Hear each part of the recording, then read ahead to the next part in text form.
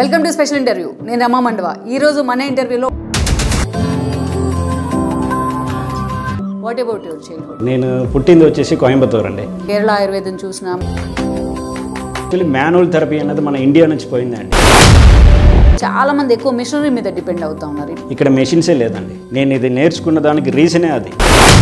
Coimbatore to Maldives and Maldives to మళ్ళీ మీరు రాయచూరు, మళ్ళీ ఇప్పుడు విజయవాడ. రాయచూరులో క్రియేట్ చేసినట్టు ఒక అవేర్నెస్ జనాల మధ్యలో క్రియేట్ చేయాలి.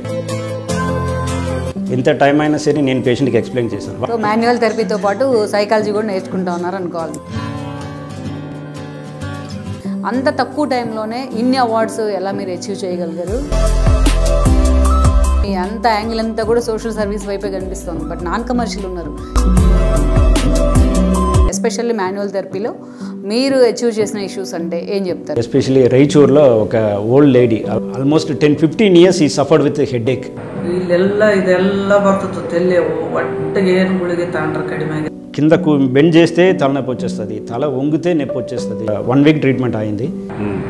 ಹಿಂಗೆ ಬೊಗ್ಗಕ್ಕೆ ಬರ್ತದೆ ಎಲ್ಲ ಕಡಿಮೆ కంప్లీట్లీ ఫైన్.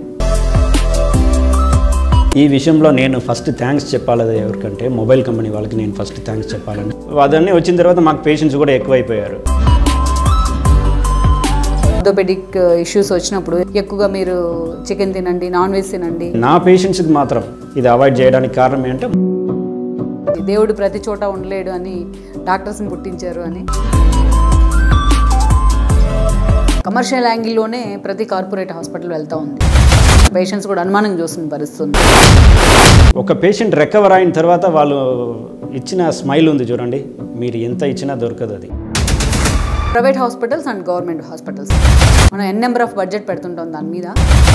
బేసిక్ ఇమ్యూనిటీస్ విషయంలో మాత్రం జమీన్ ఆస్మాన్ ఫరక్ ఉంటూ ఉంటుంది.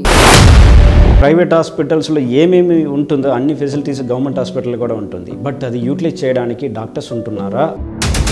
యాక్చువల్గా ఇలా సోషల్ సర్వీస్ చేస్తామని చెప్తే మాటకు ముందు ఎవరు కూడా ఇంటికి రానిరు. కానీ మీ ఆవిడ హ్యాట్స్ ఆఫ్ చెప్పాలి మనం. కరెక్ట్. ఒక మాటలో ప్రేమ్ కుమార్ గారి గురించి చెప్పాలంటే